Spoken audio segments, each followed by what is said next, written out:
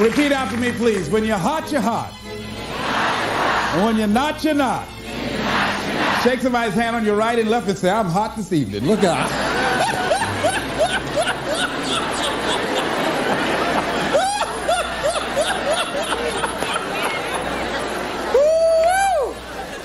Let me tell you something. Y'all out there fanning like y'all about to get happy or something. Look at Oh, I'm so glad to see you. Now, let me tell you what this is symbolic. We set it up just this way. The reason that we are here this evening to talk about Joe versus the volcano. And so what I wanted you to do was to really experience this. Now, what is it when you're near a volcano that's boiling over and about to explode? What is it that you feel that lets you know you are in the area of a volcano? What is it you feel? Heat. Oh, I know. You feel heat, right? So you're going to experience this volcano because we have things in our lives, ladies and gentlemen, and because we don't handle them, because we don't deal with those things, they begin to get kind of hot. You know, you've heard the expression, boy, I'm in hot water. Have you ever heard that before? And that means that there's something that you're in, that some dilemma that you've got to handle, something that you've got to deal with. So let's begin to look at this guy called Joe versus the volcano, and let's see what's in it for us. I took the liberty of changing some things to enable them to be symbolic for us.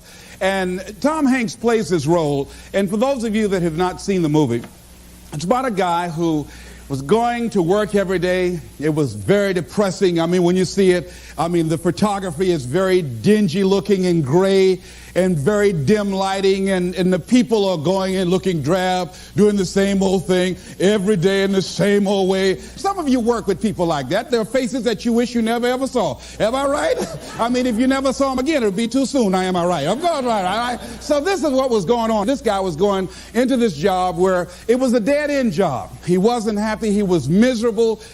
And many of us can identify with that. He knew that he was capable of doing more, but he had really given up on himself. He had really sold himself out. Yeah, some of us have done that. He made a trade-off. For whatever reason, he decided to do this. That's why we can identify with him.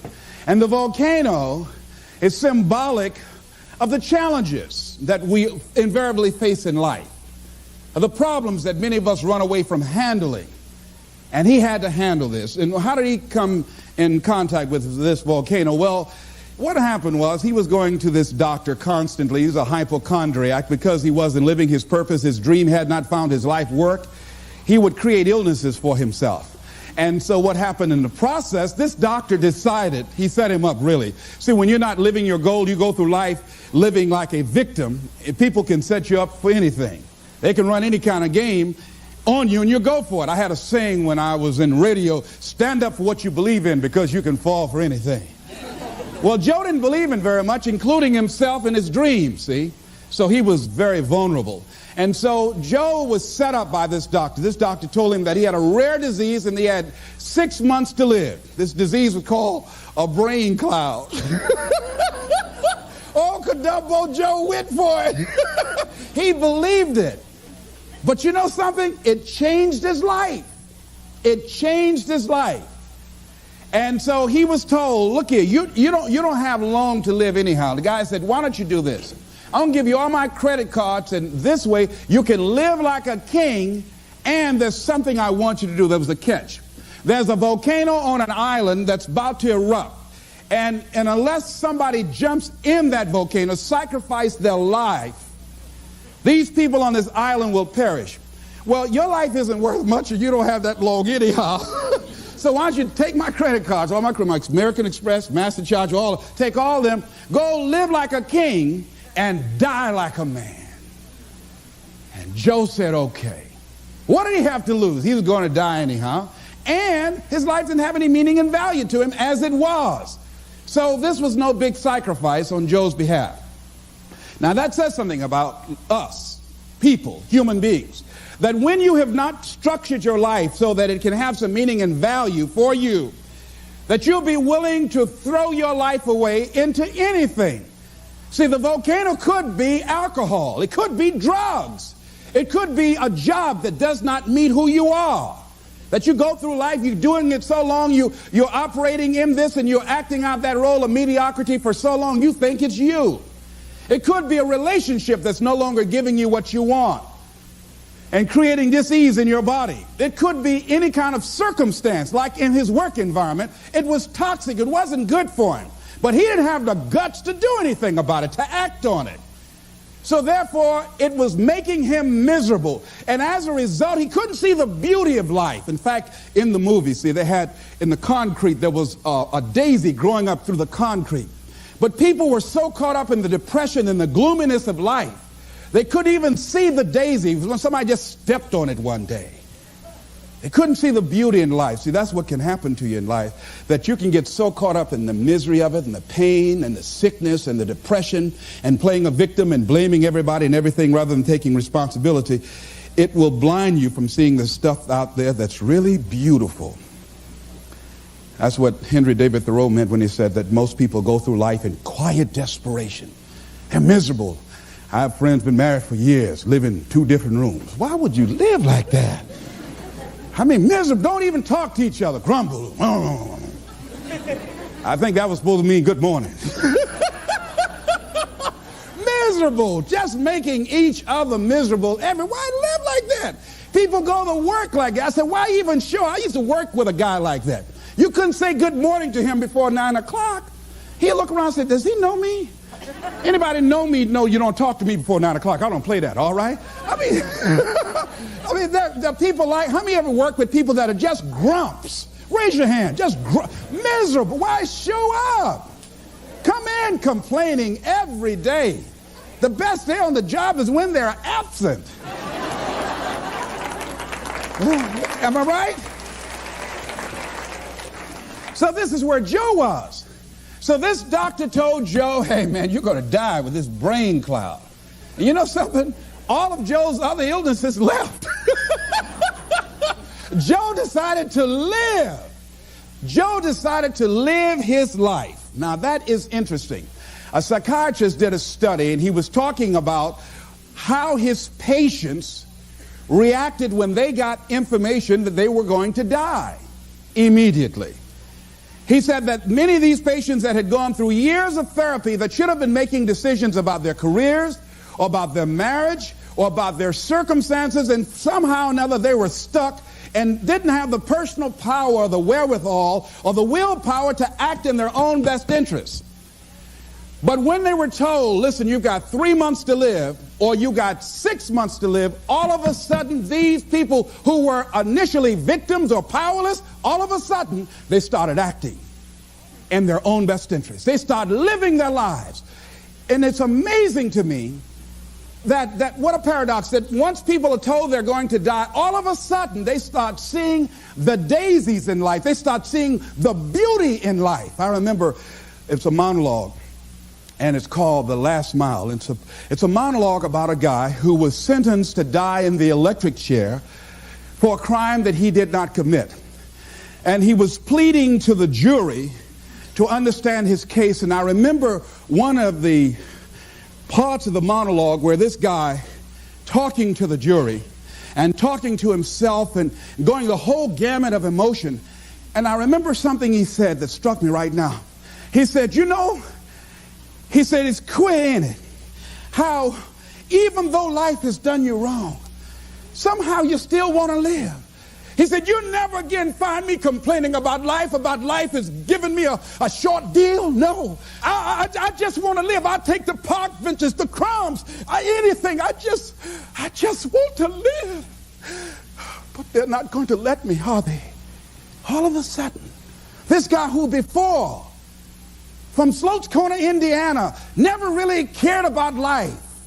All of a sudden, now that he knew that his life was going to be taken away for a crime that he did not commit, he wanted to live. It's a very passionate, powerful monologue. I used to read that quite often and study that. So what is it that we can begin to do? Do we have to get a pronouncement that we only have 6 months to live in order to decide to live? In order to live in a spirit of integrity? See, most of us go through life living a lie. The Platters had a song, oh yes, I'm the great pretender. What a beautiful voice. Oh, don't faint. It's okay. It's all right. It's all right. Whew. Now I hit that note, it just gives me a chill. But anyhow, that many of us go through life being great pretenders. We should get an Academy Award. Pretending that we're happy, pretending that we're content, pretending that everything's happy and gay and carried away. And that's not the way that it is. Going through life feeling that we can't do anything about our situation like Joe did. But when they told Joe he was going to die, Joe became a new person, went back to work, and a young lady he'd been wanting to talk to for a long time, he said, hey, I want to take you out. He wasn't worried about rejection. Joe had his eyes on her. He said, Lord is my shepherd, I'll see what I want. Old Joe said, I might be going, but I ain't dead yet. He wanted a little bit more living. You hear me? I like that, Joe. Don't lose that. Don't lose that. All right, so here's what I think that we can begin to do. To live our dreams. To begin to let life take on some new meaning for us, some new power and some new value. Is to begin to look for the daisies in your life right now where you are. Regardless of what's happening to you, regardless of what's going on with you, begin to look for some beauty in it. Begin to look for some lessons that you can learn from where you are and what you're going through. See, the volcano. See, when Joe jumped into the volcano, and he eventually did that with a young lady that fell in love with him, they were thrown out of the volcano and they survived. Think about that. Now, see, I think that when you decide to take a leap and you handle the challenges that you're facing, read something about fear. That's one of the things that keeps us from beginning to live life. Here's what happened. This guy, John Rogers, wrote that. He said, when people take the courage to journey into the center of their fear, they find nothing. It is only many layers of fear being afraid of itself. And Eleanor Roosevelt said, you gain strength, courage, and confidence by every experience in which you really stop to look fear in the face. You're able to say to yourself, I've lived through this horror. I can take the next thing that comes along. You must do the thing you cannot do. See, that's what the volcano is. It is the thing that we cannot do. And because it is that, we must do that. Once fear is acted upon, the death of fear is certain. So what volcano you have in your life? Let me ask you some questions here. If you had 6 months to live, what would you do differently with your life? What would you do differently? Would you have the same job?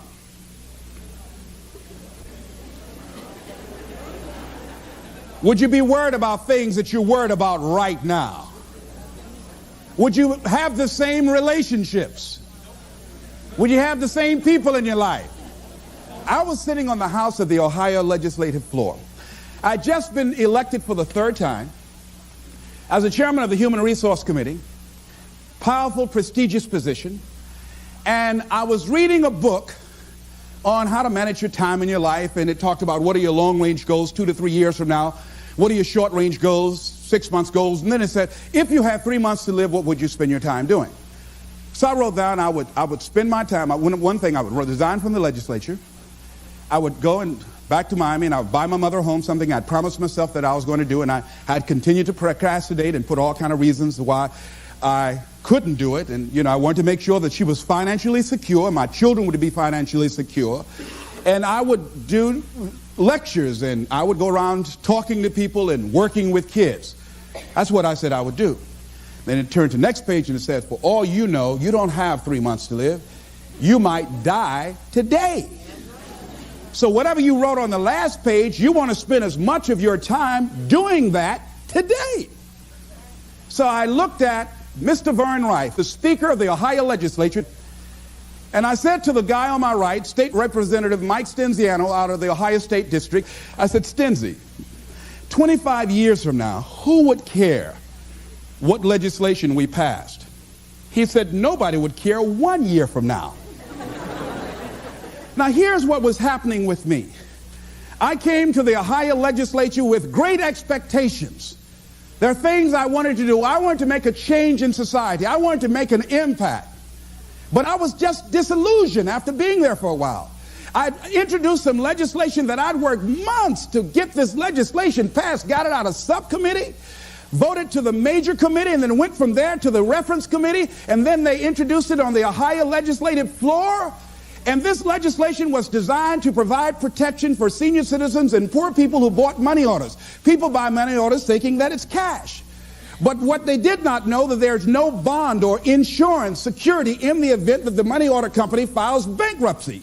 And so this company filed bankruptcy and just left a lot of people just holding worthless paper. So I wanted to introduce some legislation so that senior citizens would not be victims of this anymore. After months of hard work, after introducing the bill and having the votes lined up, guy raised his hand. Mr. Speaker, Mr. Wright said yes. He said, I'd like to introduce the amendment for Mr. Brown's bill. He said, we will hear the amendment. He said, I'd like to amend it and change the word shall to may. I said, excuse me, Mr. Speaker, may I speak, please? Yes. I said, ladies and gentlemen of the Ohio legislature, this legislation is not something we wanted to make it optional to provide protection for Ohioans and senior citizens. We want to make it mandatory. And then this guy said, no, Mr. Speaker, I just think that he's taking it a little too far. This is an honorable gesture on behalf of the state, but he's taking it too far. Let's make it optional and leave it up to the goodwill of these money order companies to provide for the protection. Let's have the vote. And they had the votes. And I lost. And I said, oh, wait. This is not why I came here. And then all of a sudden, this job that at one point had meaning to me and value, it no longer had that for me. And all of us have had some experiences where you went to a job and you were excited about that job. Boy, it had so much promise, and then you got there, and so much you wanted to do. You thought it was an opportunity for upward mobility and growth and development and expansion.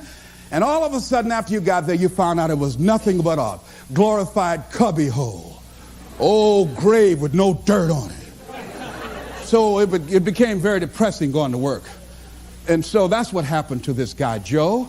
And a lot of us have done that before. I used to get my headache stopped throbbing on Sunday afternoon after the Sunday afternoon football game, a basketball game. I just hated to go to work. Some days I just drive by just for nothing, just drive on by. I came back, though. I came back. Because I had bills. I came back, you know. Many of us stay in relationships like that. I had a friend I was talking to. She said she was so miserable in her marriage that one day she went home. I said, when did you get your divorce, Norma? She said, I went home, put the key in the door, and she said, I couldn't go in. She said, I was so depressed, had so much pain in my body. She said, I couldn't just walk in. She said, I dropped to my knees. She said, I had to crawl in. I had to crawl in the house because I just couldn't. She said, I knew then I had to get a divorce. So that was happened to Joe. And Joe decided to act on that. So what can we do? Well, here's what we can do. Wherever you are, decide that you're going to focus your time. I lost my job in broadcasting, and it was a major blow to me because broadcasting was all that I had. That's all that I knew. I'd been doing that for like 15 or 20 years, and that was my specialty.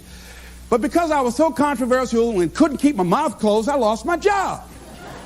You know, and so it was a depressing time for me, and I could not find a job immediately. No one would hire me locally, and because I was good, and I would send off my audition tapes to other radio stations, program directors would hear it, and they wouldn't bring me in. I was a seasoned veteran.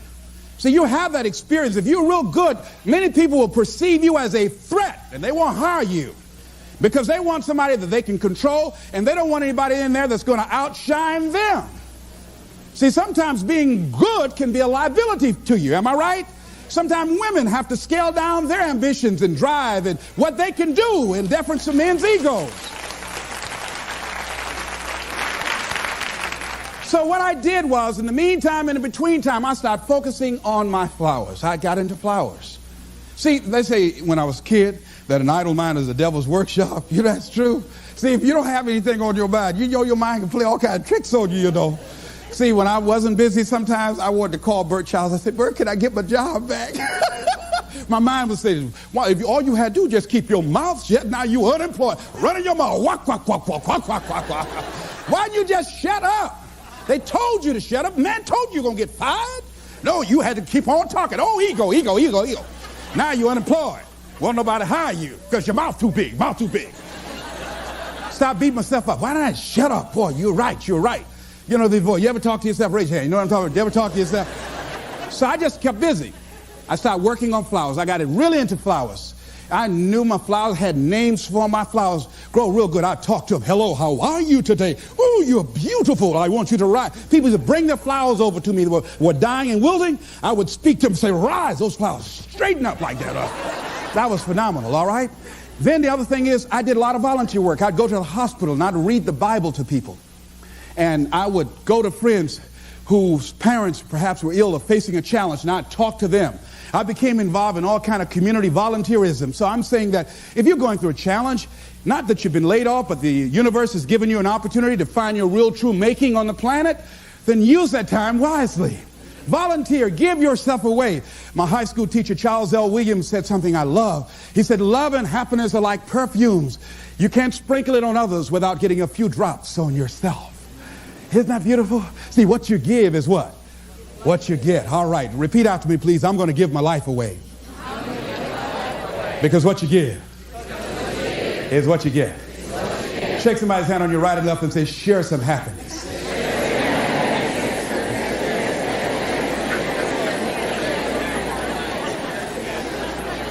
Now, here's something else. Fear of change. See, the reason that I think that Joe stayed there as long as he did, Joe feared change. Most people fear change. A lot of people stay in jobs where they're miserable or stay in relationships where they're miserable. Sometimes in order to begin to see the daisies in life, you've got to be willing to change cities, change friends, change relationships, change jobs. See, after a while, you get bored doing the same old thing in the same old way, day in and day out. Human beings were designed to achieve. And when you're not on a path of developing your greatness and growing and being more productive and being more effective, then your life literally becomes depressing, just like Joe. So Joe was resisting change. And as a result of resisting change, Joe made some trade-offs. See, this psychiatrist talked about the fact that these people who had been on his couch for months and years not being able to make decisions about things, but when they found out that they were dying, they got up and started making all kinds of decisions. They decided no longer to sell out. And you know what happened to me when I lost my job? You know what I think it was, what life said to me more or less? Les Brown, you know you can do more than what you're now doing. Les Brown, you have sold out. Les Brown, go home.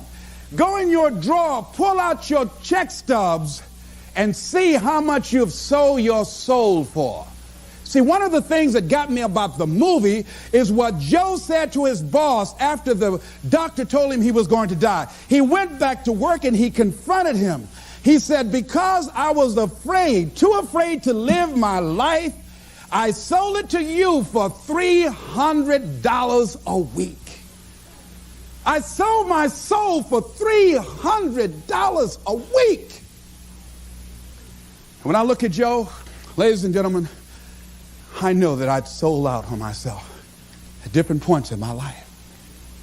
That when you go home and you look at, if your life is not what you want it to be, if you're not living the way that you want to live, if you're not experiencing what you want to experience, if it's not giving you what you want, you've got to ask yourself, what have I sold my soul for? Remember that song? 16 tongue. And what do you get? Another day older and deeper in debt. Saying, Peter, don't you call me, 'cause I can't go. I owe my soul to the company store. Oh, no, this is not Luther Vandross tonight. No. Last time I sung, Luther called my hotel and made a bomb threat. No. That song is depressing, ladies and gentlemen. That many of us have sold our souls for a home in the suburbs or a brand new car or 3 meals a day and a roof over our heads. Or because we want to be popular with our friends. See, when you decide to make a change, It's challenging. But there's going to be some resistance. Everybody is not going to agree with that. There's a price to pay. Am I right? See, when I had to think about getting a divorce, it was time for me to grow. And sometimes you stay in a situation too long. Many times you say, well, I need to do it for the kids. Well, see, staying there too long can be harmful to the kids. I had a friend of mine who finally got a divorce after agonizing it. She said, I stayed there as long as I did for the kids. She said, but if I had it to do over again, I would have left sooner because it wasn't healthy for them. And it wasn't healthy for me. Many of us stay in jobs where it's no longer good for us to be there. But because we can't see ourselves having the capacity to do more and to achieve more and can't see life after that job, we stay there as victims, volunteer victims. Because nobody's making us do it. We volunteer to be victims. We volunteer not to be in charge of our destiny. We volunteer. We willingly do it. If you're going to sell out, don't do it in a hurry. Do it slowly. Let somebody come and have to take it from you. Don't just give it up willingly. And that's what Joe had done. Thinking about a guy who he had everything going for him. Went to Harvard, became a lawyer, joined a large, prestigious law firm, married the perfect wife, had children. And guess what? He was going through the motions day in and day out, but it wasn't giving him what he wanted out of life. He was going through an act. He was acting out a role. And one day, he couldn't get out of bed. He was just there in bed, couldn't get up, paralyzed. They got the doctors. They looked at him, examined him from head to toe, and said, there's nothing physically wrong with him.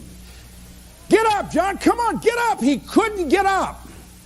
He stayed like that for months, had to take therapy.